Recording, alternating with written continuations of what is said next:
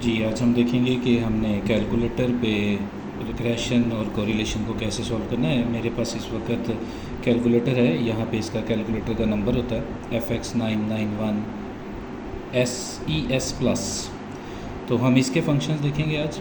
Basically calculator में मुख्तलिफ़ किस्म के डिफरेंट कैलकुलेटर्स में डिफरेंट किस्म के फंक्शंस होते हैं। तो हम इसको ऑन करते हैं। तो अब हम चेक करना है, तो हमने इस मोड में जाना है।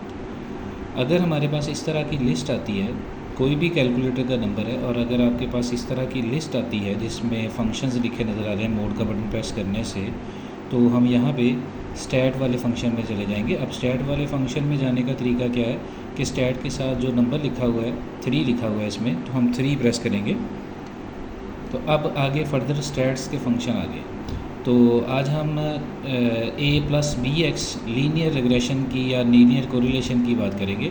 तो हम 2 को प्रेस करेंगे तो हम लीनियर रिग्रेशन a+bx में चले जाएंगे। तो हमारे पास इस तरह से 2 कॉलम आ जाएंगे। क्लियरली यहाँ पे हमें 2 कॉलम नज़र आ रहे हैं। एक की हेडिंग बाय डिफ़ॉल्ट x है और दूसरे की हेडिंग बाय डिफ़ॉल्ट y है। तो साइड पे जो 1 2 3 लिखा आ रहा है वो ऑब्जर्वेशंस के नंबर आ रहे हैं। फ़र्ज़ कर लेते हैं मेरे पास x की वैल्यू है 1 लिख के मैं इक्वल टू प्रेस करूँगा तो मेरे पास 1 एंटर हो जाएगा x के कॉलम में। फिर 2 है, इक्वल टू प्रेस करूँगा तो 2 एंटर हो जाएगा। 3 है, 3 प्रेस करूँगा। 4 है, 5 है। ये मेरे पास 5 ऑब्जर्वेशंस हैं x की। अब मैंने y की कॉरस्पॉन्डिंग ऑब्जर्वेशंस एंटर करनी है। तो मैं इसको क्लिक करूँगा तो मैं इधर वाले कॉलम में आ जाऊँगा, y वाले में। तो मैं ऑब्जर्वेशन नंबर 1 के सामने आऊँगा। यहाँ पे मैं y की पहली वैल्यू है मेरे पास 36 लिख के मैं एंटर प्रेस करूँगा इक्वल टू यानी कि, और उसके बाद अगली वैल्यू है 45 मैंने इक्वल टू प्रेस कर दिया। अगली वैल्यू है 64, अगली वैल्यू है 85, अगली वैल्यू है 90। और इस तरह से मैंने 5 वैल्यूज़ x की और y की। अब ज़रा देखें, x की 5वीं वैल्यू के सामने भी मेरे पास डाटा है 5 और 90। चौथी वैल्यू है 4 और 85। मैं अब पैरों से ऊपर देखता हूँ, 3 और 64। ये देखिए 3, 64, 2, 45, 1, 36। अब ये डाटा एंटर हो गया है तो डाटा खुद ब खुद ही इसमें सेव हो जाता है। तो अब हमने ये AC का बटन प्रेस करना है तो अब हमारी कैलकुलेटर की स्क्रीन क्लियर हो जाएगी। अब हमने रिज़ल्ट्स देखने हैं तो हमें 2 चीज़ें चाहिए हैं। हमें टोटल्स भी चेक करने हैं। अगर टोटल निकालने डिफरेंट कॉलम्स के तो मैं शिफ्ट के साथ 1 का बटन प्रेस करूँगा तो यहाँ पे मेरे पास मुख्तलिफ़ ऑप्शंस आ रही हैं। तो मैं यहाँ पे 3 में चला जाऊँगा।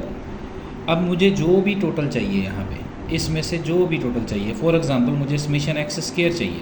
तो समेशन x स्क्वायर के साथ जो है ना वो 1 लिखा है। ये देखें 1 लिखा है। तो अगर मैं 1 प्रेस करूँगा, अब ज़रा देखें अभी मेरा कर्सर जो है ना वो ब्लिंक कर रहा है। इसका मतलब अभी मैंने इसका आंसर नहीं निकाला। ये इस वक्त कैलकुलेटर की स्क्रीन पे समेशन x के लिखा है और इसके साथ कर्सर ब्लिंक कर रहा है, तो इसका मतलब है ये अभी इसका आंसर नहीं आया है। तो मैं इक्वल टू प्रेस करता हूँ तो अब देखिए 55 आ गया। तो अब कर्सर ब्लिंक नहीं कर रहा है। यहाँ पे समेशन x के लिखा है सिर्फ, और ये इसका आंसर लिखा है। ठीक है, तो ये समेशन x स्क्वायर का आंसर है। अभी मैं दोबारा शिफ्ट 1 में जाता हूँ, सम्स में जाता हूँ, तो मुझे समेशन x y चाहिए। तो वो 5 नंबर पे लिखा हुआ है। ये देखिए समेशन x y। तो मैं इसके साथ जो नंबर लिखा है वो प्रेस करूँगा और इक्वल टू प्रेस कर दूँगा तो 1108। ठीक है, समेशन x y समेशन का आंसर आ गया। अब मैं शिफ्ट 1 दोबारा करूँगा। अब मुझे यहाँ पे रिग्रेशन में जाना है। सम्स हम बाकी भी निकाल सकते हैं, तो मैं 5 में जाऊँगा। अब मुझे कोरिलेशन कोफिशिएंट चाहिए। कोरिलेशन कोफिशिएंट ये लिखा हुआ है R। We know very well कि हम कोरिलेशन कोफिशिएंट को R से डिनोट करते हैं। तो इसके साथ लिखा हुआ है 3।